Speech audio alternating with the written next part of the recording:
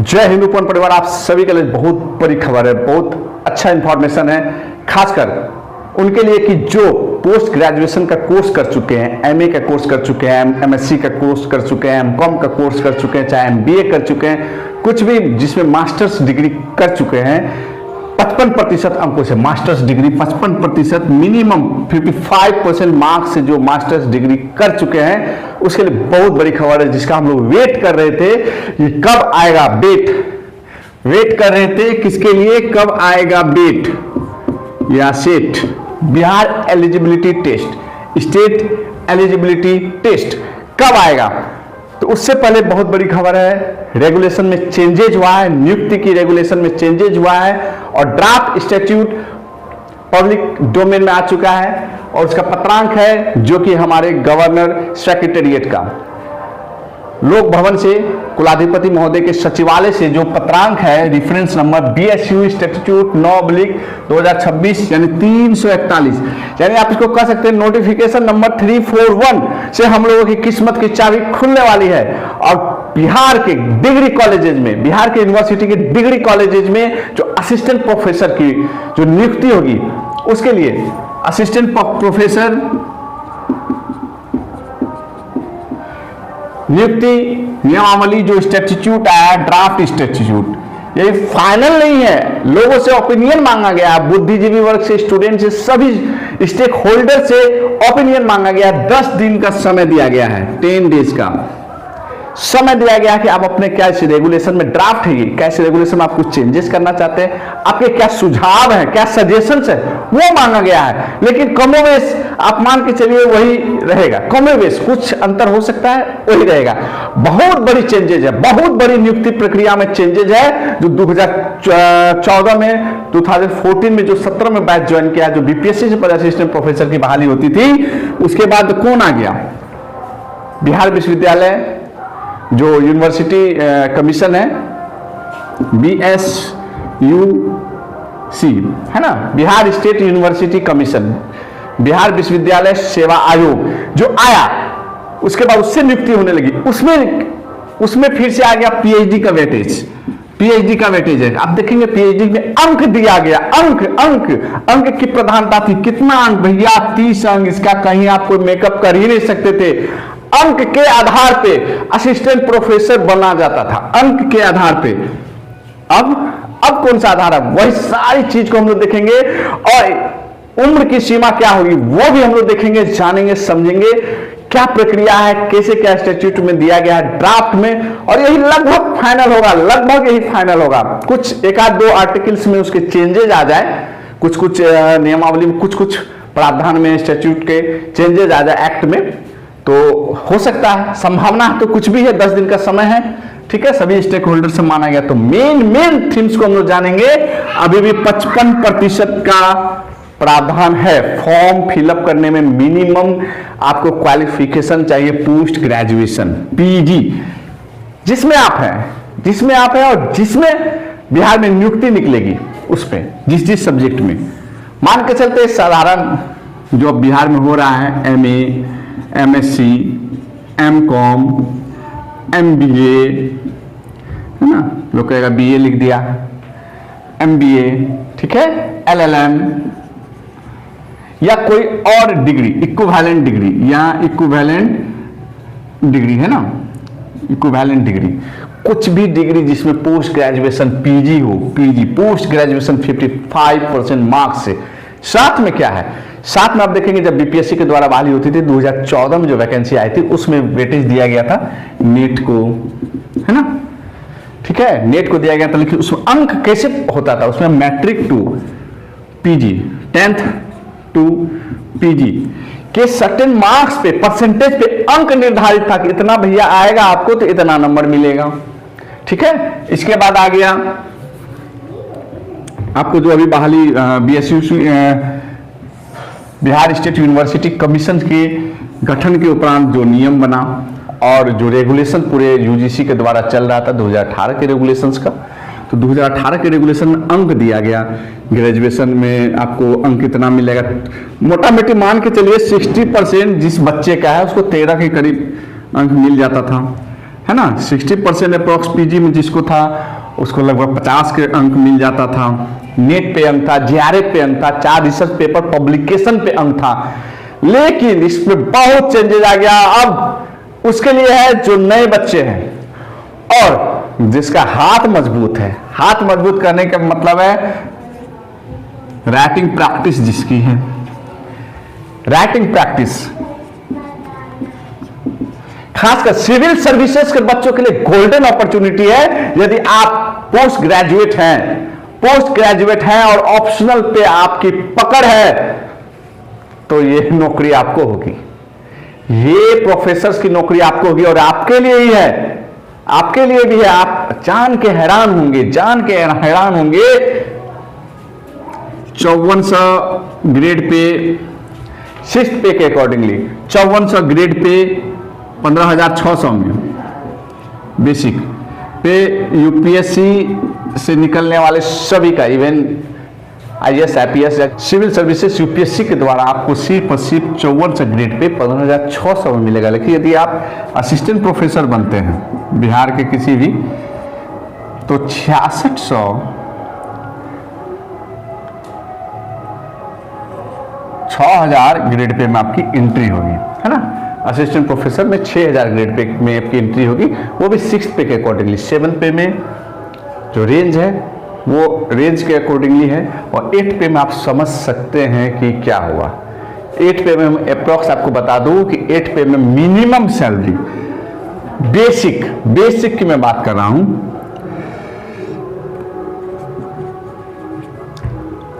2 गुना ही ले लें, 1,14,000 है ना। अरे तो बहुत हो गया क्या, 1,14,000 2 गुना करते हैं अप्रॉक्स तो, है ना, 2 गुना 1,14,000 के आसपास। अब आप समझ सकते हैं कि पोस्ट ग्रेजुएशन है, आप सिविल सर्विसेज की प्रिपरेशन कर रहे हैं, ऑप्शनल पे आपकी पकड़ है और अपने सब्जेक्ट में आप यदि आपका ऑप्शनल है तो बेस्ट है, बेस्ट एकदम बेस्ट। तो यदि आप पीजी हैं, पोस्ट ग्रेजुएशन है किसी भी सब्जेक्ट में, साथ में साथ मैंडेटरी मस्ट वर्ड का यूज हुआ, मस्ट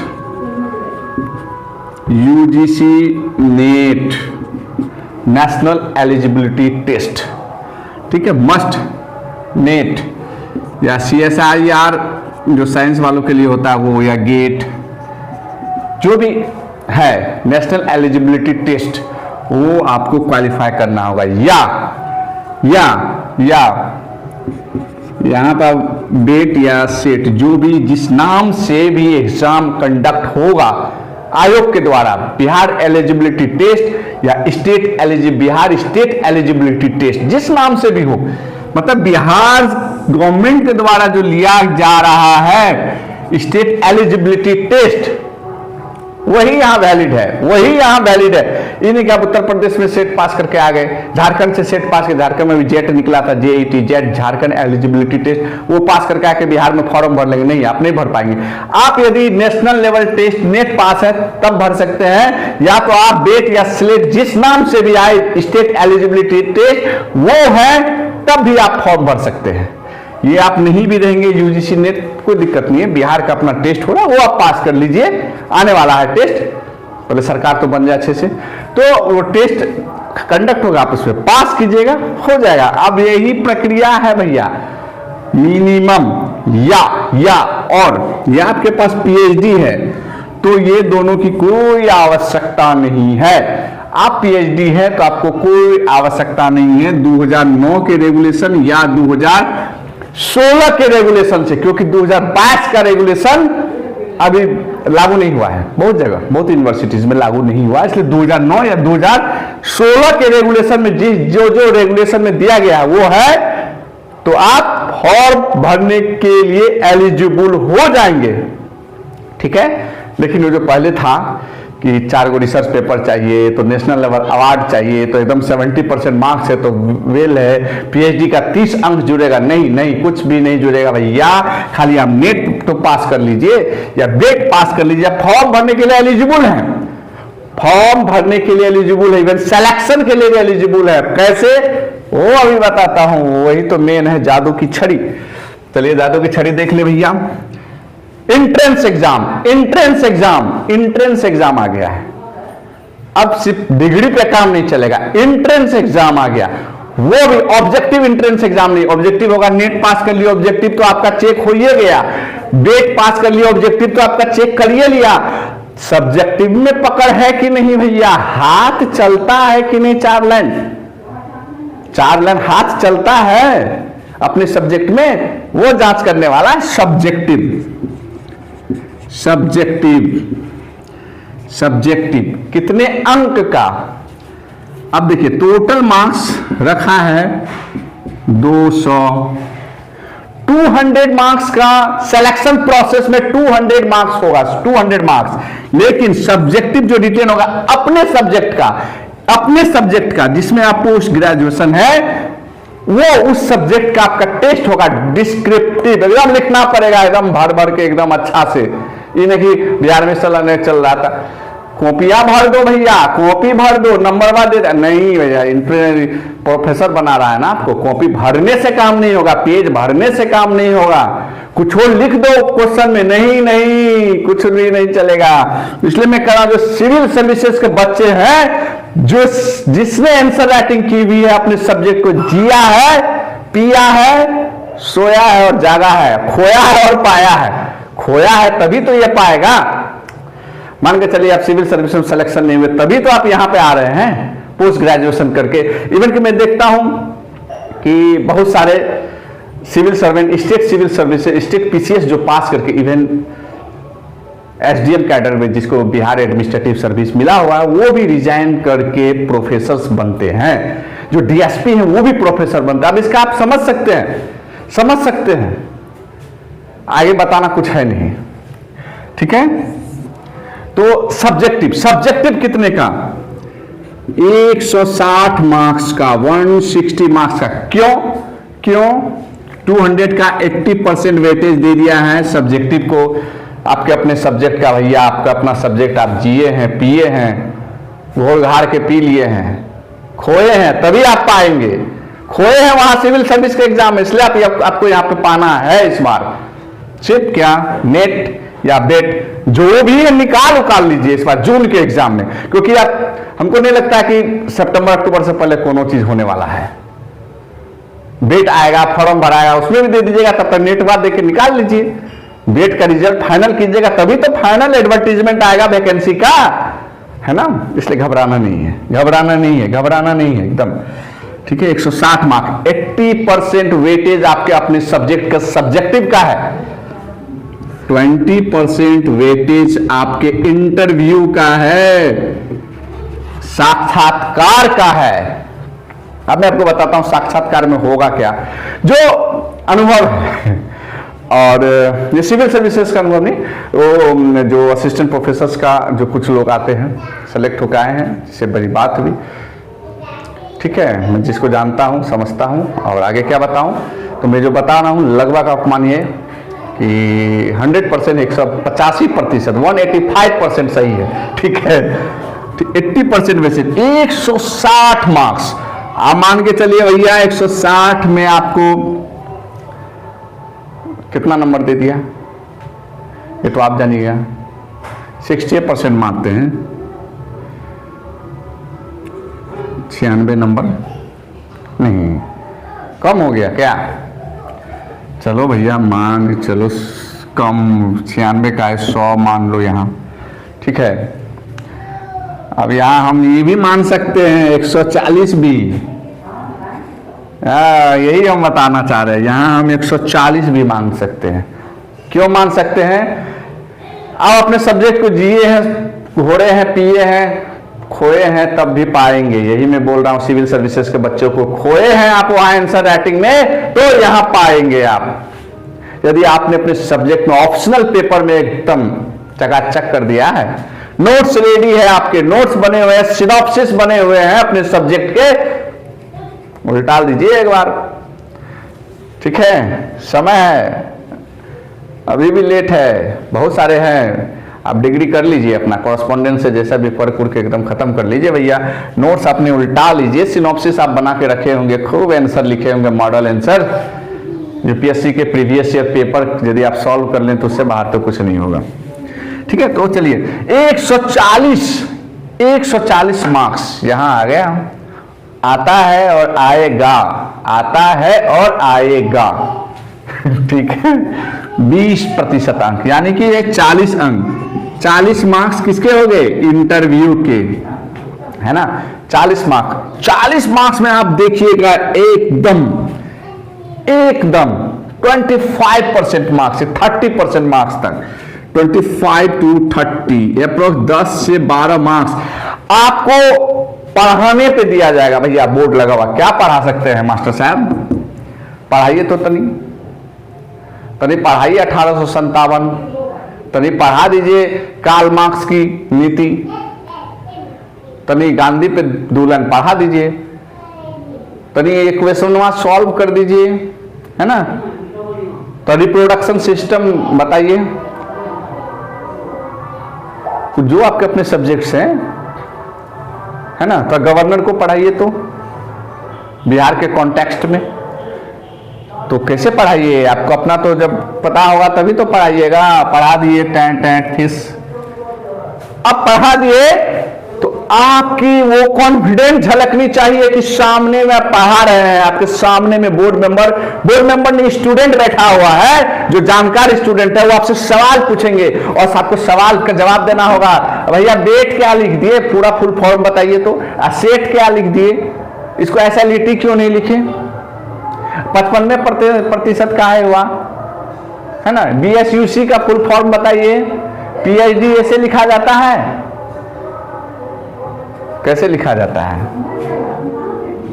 PH कैपिटल D, है ना, PH कैपिटल D। अरे तो आप फेल कर गए भैया, PH कैपिटल D लिखना था, आप स्मॉल लिख दिए, आपको बाहर कर दिया। कमियां पकड़ना है ना, पकड़ लिए, घबराना नहीं है, ऐसा कुछ नहीं होगा। जो आपको टॉपिक बोला जाएगा उसको आप लिखिएगा, ठीक है, अच्छे से। उसको आप स्टूडेंट की तरह आपको ट्रीट करना कि आप क्लास में आए हैं तो क्या करना है। आप क्लास में एंट्री कर रहे हैं तो आप कैसे बच्चों के साथ हैंडल करेंगे, क्योंकि वो ग्रेजुएशन में पढ़ने वाले बच्चे हैं। सेमेस्टर सिस्टम चल रहा है बिहार में, सीबीसीएस कोर्स 4 ईयर, प्रत्येक सेमेस्टर 8 सेमेस्टर का कोर्स है, ग्रेजुएशन लेवल। और कहीं कहीं आपको पोस्टिंग मिल जाएगी जहां पे पोस्ट ग्रेजुएशन भी जिस कॉलेज में पढ़ाई होती है वहां भी।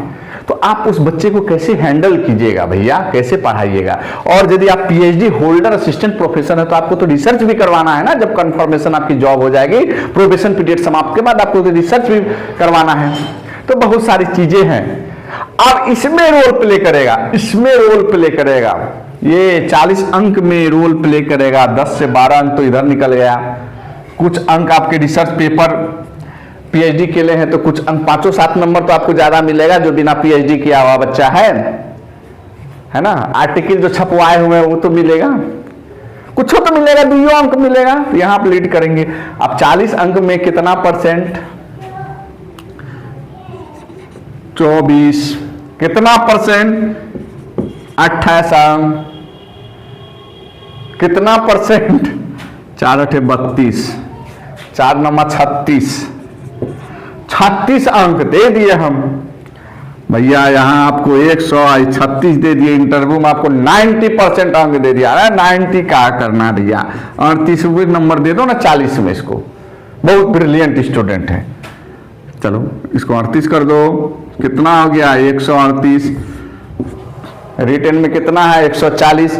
इसको आप क्या कहिएगा? ये तो डिस्क्रिप्टिव में जब 140 लाता है तो आपके सामने आपका कोई भी क्वेश्चन पूछिएगा, कोई भी चैप्टर बोलिएगा पढ़ाने, तो बच्चा तो पढ़ा देगा ना। सिविल सर्विसेज का बच्चा है, एक लाइन इसको पता है कहां से किसको कनेक्शन करना है। कब पॉलिटी को सोशियोलॉजी से जोड़ देगा, कब सोशियोलॉजी को हिस्ट्री से जोड़ देगा, कब हिस्ट्री पॉलिटी को इन्वायरमेंट से जोड़ लेगा, इसको पता है। कब एंथ्रोपोलॉजी को अपने लिए यूज कर लेगा, जूलॉजी में जोड़ लेगा। एंथ्रोपोलॉजी में कुछ पोर्शन जूलॉजी का भी पढ़ना होता है तो उसको ऐड कर लेगा। कब बोटनी को भी अपने में जोड़ लेगा, है ना। कब आपको कॉमर्स को जोड़ लेगा, कब आपको जो इकोनॉमिक्स के पोर्शन को जोड़ लेगा। जहां जैसा लग गया, अंदाजा उसको मिल गया, थोड़ा सा भी पत्ता हिला और हवा का रुख यदि सिविल सर्विसेज के बच्चे प्राप्त कर लिए, जो खोए हैं उसके बारे में बोल रहा हूं। जो पा लिए तो बेस्ट है, सपने को प्राप्त। बेस्ट का सेंस ये कहना नहीं है कि आप आईएएस बन गए तो बहुत बड़ा तोप मार लिया, नहीं। आपका एजुकेशन क्वालिफिकेशन ग्रेजुएशन और इसका एजुकेशन क्वालिफिकेशन पोस्ट ग्रेजुएशन है, इसीलिए इसकी सैलरी ज्यादा है, ग्रेड पे ज्यादा है। ठीक है, तो उससे भी बाहर की दुनिया है। लेकिन आपने सपना देखा, सपना को पूरा किया, इसलिए आप बेस्ट हैं इस सेंस में। और जो खोया है उसको पाने के लिए वो बोल रहे हैं, क्योंकि ये बनना उसका सपना नहीं था, ये बनना उसका सपना नहीं था। वहां खोए हैं तो यहाँ मौका है पाने का और आगे निकलने का। यहाँ पर आपको स्टडी लीव भी मिलेगा, यहाँ पर आपको बहुत कुछ मिल सकता है, नेम फेम सब कुछ मिलेगा, सब कुछ। और जाना पावर का कोई महत्व नहीं है भैया, पावर तो एक माइंड का सेटअप बन चुका है हमारे पूर्वांचल के सभी में। ठीक है, यूपी बिहार मध्य प्रदेश झारखंड वाले छात्रों का पावर है भैया। पावर क्या? पावर वो है जिसको आप मदद कर पाए। आप यदि किसी संस्थान में 4th ग्रेड में काम करते हैं, पानी पिलाते हैं, झाड़ू मारते हैं, और वहां पर आप किसी का मदद कर पा रहे हैं, किसी हॉस्पिटल में हैं आप, और वहां आप सोचे ही किसी वक्त रहते किसी की मदद कर लिए, तो उससे बड़े हैं आप। और अपने इलाके में हैं और मदद कर दीजिए, तो जो अरुणाचल प्रदेश, अरुणाचल कैडर का है, उससे तो आप बेस्ट है ना। तो अपने समाज, सोसाइटी, भाई बंधु सबका हेल्प करते हैं, सबके साथ रहते हैं और सब में पहुंच जाते हैं।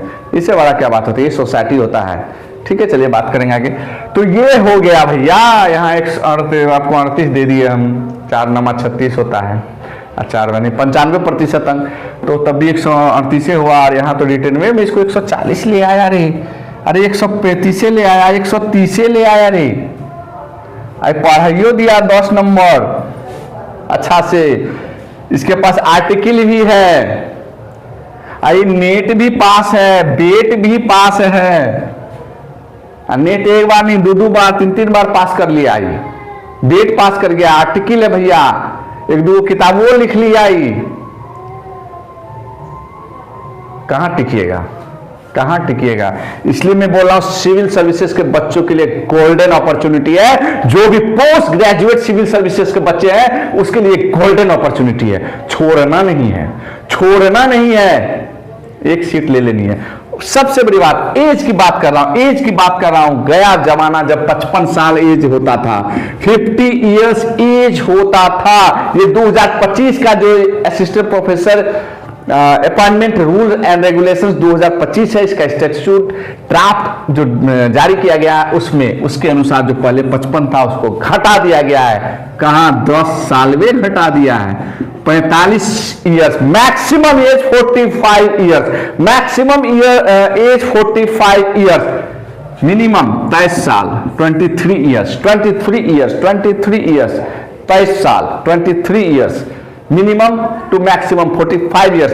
तथा इसमें बिहार सरकार की जो भी रिजर्वेशन पॉलिसी के अकॉर्डिंगली एज रिलैक्सेशन मिलता है वो सभी मिलेगा इस पे, क्योंकि मैक्सिमम है। अब आप देखेंगे कि जो भी ग्रेजुएट लेवल पोस्ट या बिहार सरकार का दिया गया है उसमें 37 इयर्स है, 37 इयर्स, उस पर छूट मिलता है ना, किसी को 3 साल, किसी को 5 साल, किसी को 10 साल, उस पर छूट मिलता है 37 इयर्स पे। तो आपको यहाँ 45 इयर्स प्लस 3 मान के चले मिनिमम, यानी 48 इयर्स, 48 इयर्स। महिलाओं के लिए भी 3 साल की छूट होती है ना, 40 साल होता है वहां उसका, तो उनको 48 इयर्स मैक्सिमम एज, यानी जब भी फॉर्म आएगा 48 इयर्स। लेकिन ये फॉर्म आपको डिले हो गया है ना, जब भी वैकेंसी बीएसयूसी के द्वारा प्रकाशित की गई उसके अनुसार आपको जब भी आएगा, कब आएगा तो कोई नहीं जानता, गॉड नोज, सरकार जाने की बात कर। मिनिमम हमको लगता है 5 साल का तो आपको जरूर छूट मिलेगा, 5 इयर्स का छूट जरूर मिलेगा, 5 साल का छूट जरूर मिलेगा, मिनिमम होना चाहिए।